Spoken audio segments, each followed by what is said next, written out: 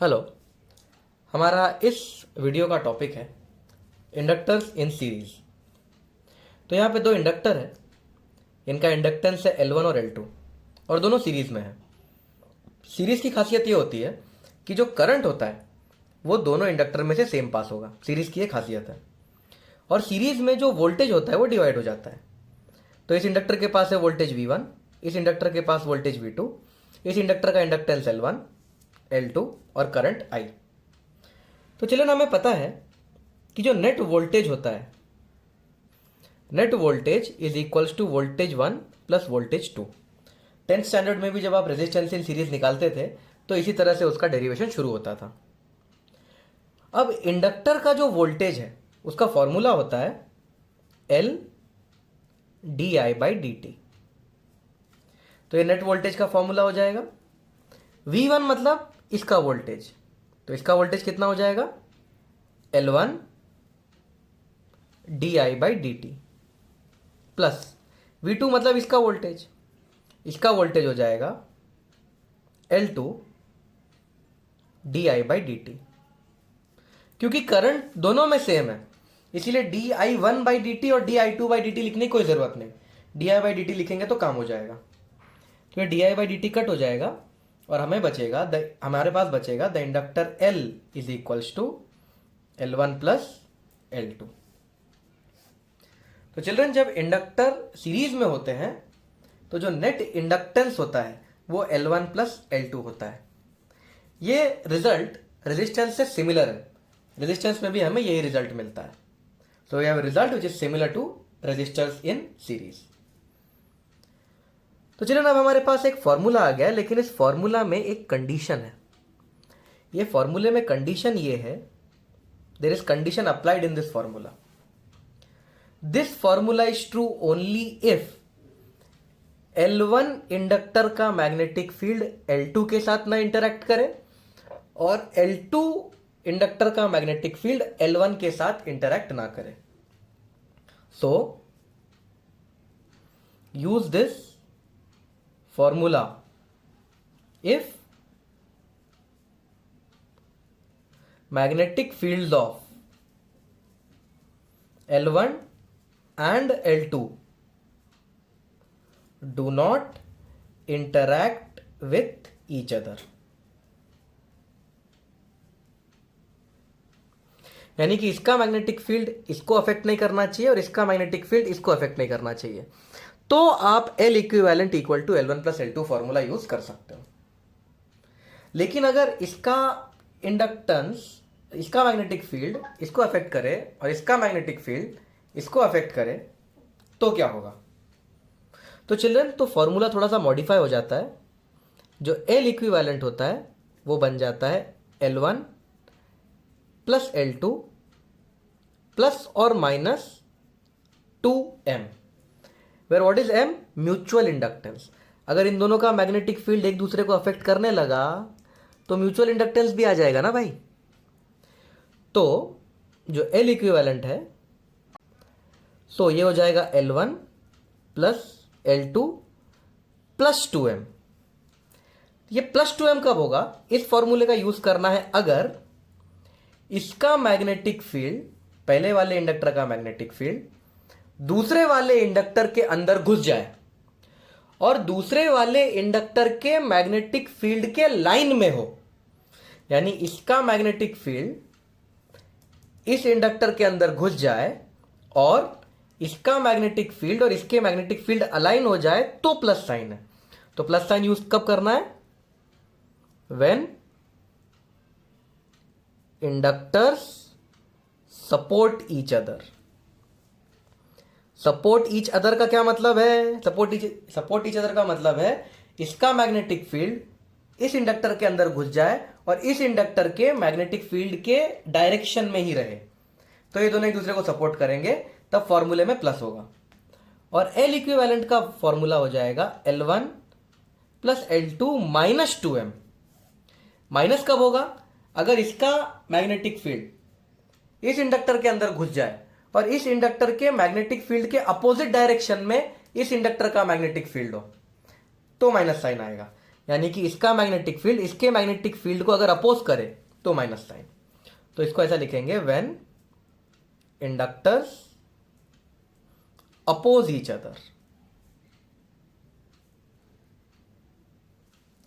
और चलिए जो m होता है, इस m की वैल्यू होती है k times under root L1 plus L2, जहां पे k को कपलिंग फैक्टर कहा जाता है। कपलिंग फैक्टर यह बताता है कि इसका मैग्नेटिक फील्ड इसके साथ कितने अच्छे से अलाइन हुआ है। तो चिल्ड्रन ये है इंडक्टर इन सीरीज। ये जो यहां पे डेटा मैंने दिया है ये एनसीईआरटी में इतने अच्छे से नहीं बताया गया है। एनसीईआरटी में डिटेल्स ज़्यादा नहीं है, थोड़ा सा एक्स्ट्रा पार्ट समझ लो इसे, पर इसके ऊपर न्यूमेरिकल्स आते हैं। अब हम देखते हैं अगर इंडक्टर्स पैरेलल में हो तो क्या होगा। तो चलिए आप देख सकते हो इंडक्टर पैरेलल में है, और पैरेलल में जो करंट होता है, ये करंट I, वो डिवाइड होता है इन I1 एंड I2। तो हम ऐसा लिख सकते हैं, जो करंट I है उसकी वैल्यू है I1 plus I2। So now what I will do children, I will differentiate with respect to time. तो ये हो जाएगा di by d t equal to di1 by d t plus di2 by d t. Now children हम ये जानते हैं कि inductor में v equal to L d I by d t होता है। इंडक्टर का वोल्टेज या EMF L d I by d t होता है। तो D I by d T क्या है, v by L. D I by d T को लिख सकता हूँ v by L. D I one by d T को लिख सकते हैं v by L one. D I two by d T को लिख सकते हैं v बाई एल टू। सबका v क्यों सेम रखा, क्योंकि ये दोनों पैरेलल में है और पैरेलल में वोल्टेज सेम रहता है। तो v उड़ जाएगा और हमारे पास एक जाना माना रिजल्ट आ जाएगा, 1 upon L is equal to 1 upon L one plus 1 upon L two. तो ये रेजिस्टेंस इन पैरेलल की तरह ही फॉर्मूला है और आप इसे आसानी से याद भी कर सकते हो। अगला टॉपिक है transient analysis of inductor. Transient analysis मतलब वक्त के साथ क्या होगा। तो what will happen with inductor when time changes, उसे ट्रांजिएंट एनालिसिस कहते हैं। तो चिल्ड्रन सबसे पहले हम ट्रांजिएंट एनालिसिस पढ़ेंगे। लेट अस अज्यूम, हमें अज्यूम करना है, let us assume an inductor has no current through it. यानी एक इंडक्टर है और उसमें से कोई करंट पास नहीं हो रहा।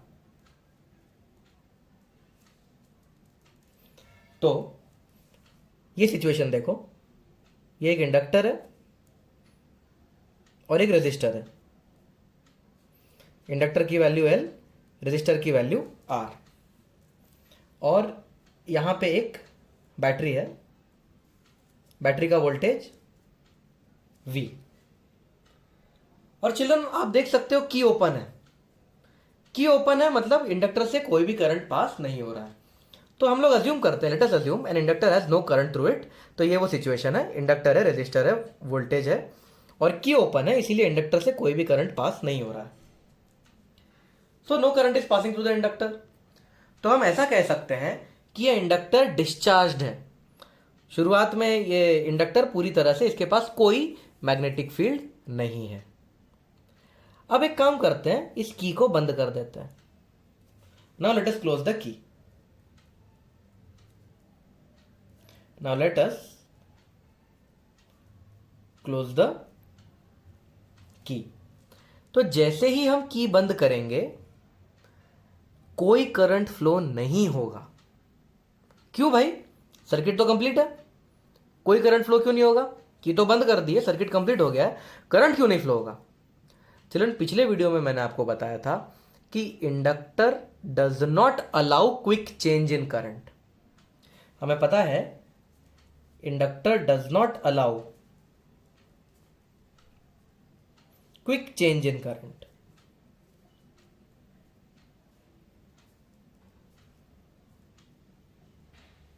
इंडक्टर तुरंत करंट को बदलने नहीं देगा। तो इनिशियली करंट वही रहेगा जो थोड़ी देर पहले था। थोड़ी देर पहले कितना करंट था इंडक्टर के पास? 0। और जैसे ही की बंद करेंगे करंट बहुत ज़्यादा नहीं होगा, the current will not increase suddenly, it will remain zero. So क्यों? क्योंकि inductor does not allow current change in current. Therefore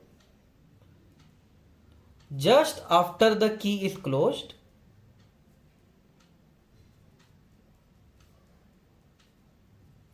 inductor will keep current zero. लेकिन कितनी देर तक ये करंट जीरो रहता है? बहुत ही थोड़े टाइम के लिए, for a very small amount of time.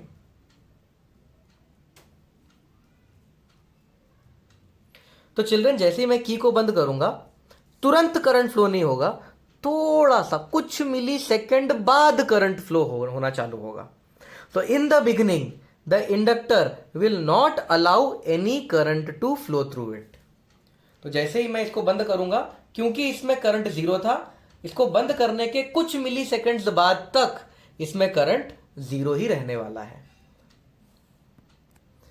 Now children ये करंट हमेशा हमेशा के लिए जीरो तो रहेगा नहीं, कुछ देर बाद करंट फ्लो होना चालू होगा. तो पता लगाते हैं जो करंट फ्लो होगा उसकी क्या वैल्यू होगी. तो चलिए ये जो वोल्टेज है, ये वोल्टेज इन दोनों में डिस्ट्रीब्यूट हो जाएगा.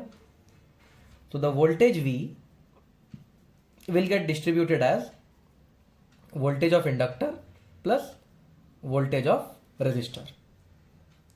देयरफॉर ये जो वोल्टेज V है, वोल्टेज ऑफ इंडक्टर तो हमें पता है L di/dt होता है, और रजिस्टर का voltage IR, voltage of resistor V equal to IR होता है, ये हमें पता है.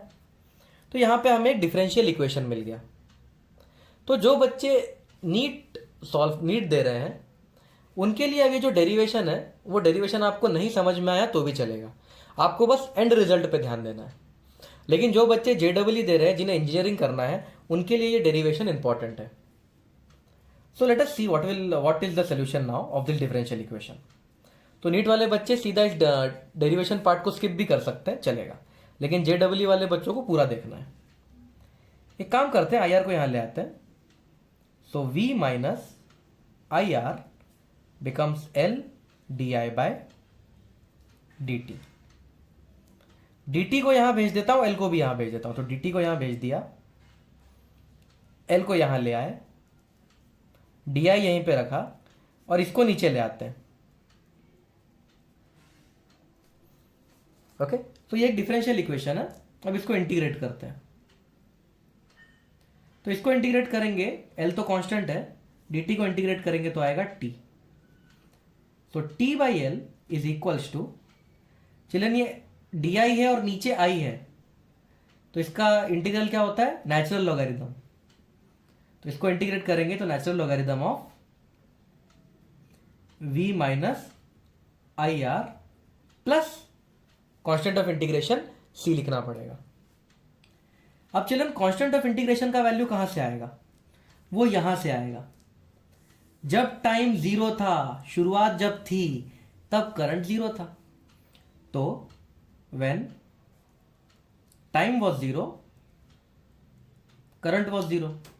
Therefore, टाइम जीरो तो ये zero, equal to natural logarithm of V, current zero तो ये जीरो,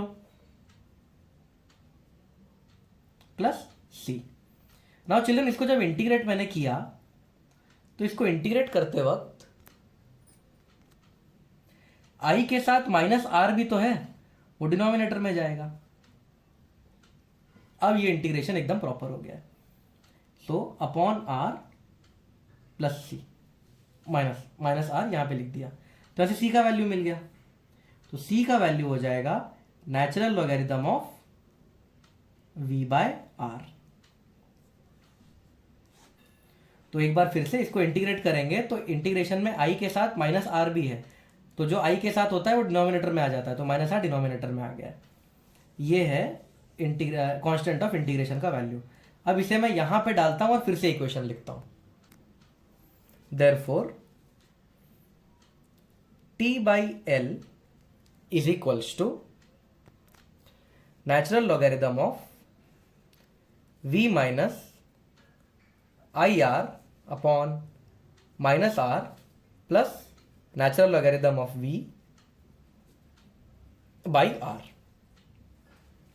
तो इस पूरे को यहां भेज देते हैं, माइनस आर को यहां भेज देते हैं, तो ये हो जाएगा minus R t by L equal to, अब माइनस चला गया तो ये प्लस ही बचेगा, natural logarithm of v minus I R, और क्योंकि मैंने माइनस साइन के साथ भेजा है तो ये प्लस साइन माइनस हो जाएगा, minus natural logarithm of v।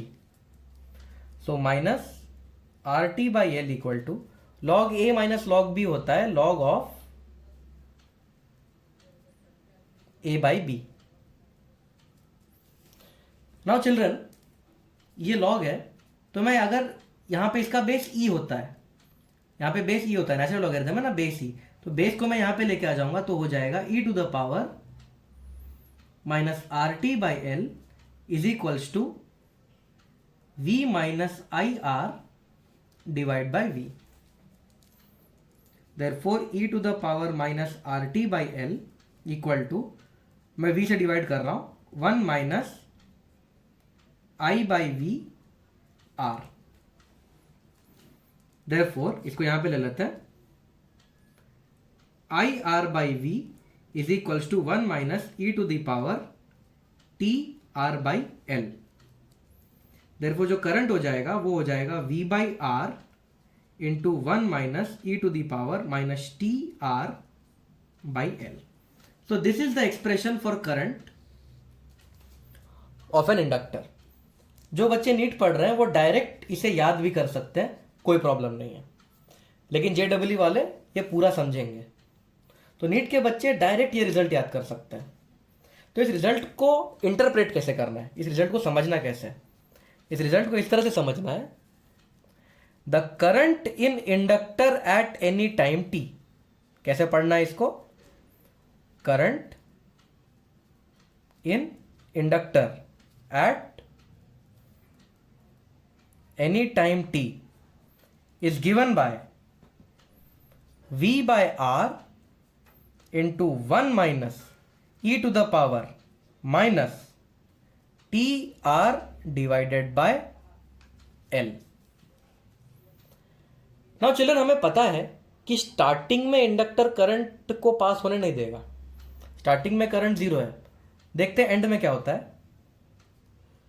Eight t equal to infinity, t equal to infinity मतलब बहुत टाइम के बाद, at t equal to infinity the current at infinity will become v by R into 1 minus e to the power, t की value हमें infinity डालनी है, तो the current at infinity will become v by R, e to the power minus infinity zero होता है, तो 1 minus zero 1, so this will be the current at infinity। तो children, current at infinity v by R आ रहा है। मैं आपको circuit फिर से बना के दिखाता हूं।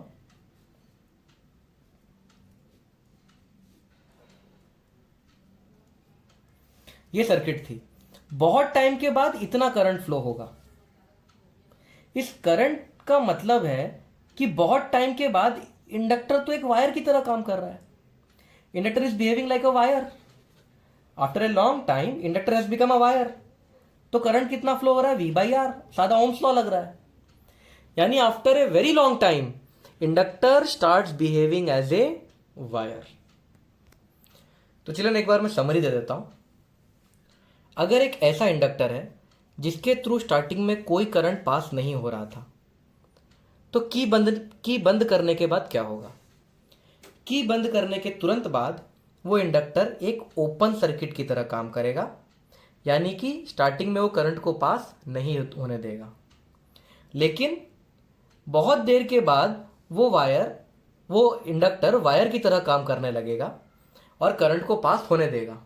तो स्टार्टिंग में इंडक्टर बिहेव करता है एज एन ओपन सर्किट और एंड में इंडक्टर बिहेव करता है एज ए वायर, अगर शुरुआत में इंडक्टर से कोई करंट पास नहीं हो रहा था तो। And the current through the inductor at any time t is given by the formula V by R into 1 minus e to the power minus TR by L. Children, और V by R क्या था? V by R is the current at infinity. हमने देखा था ना, the current at infinity is V by R.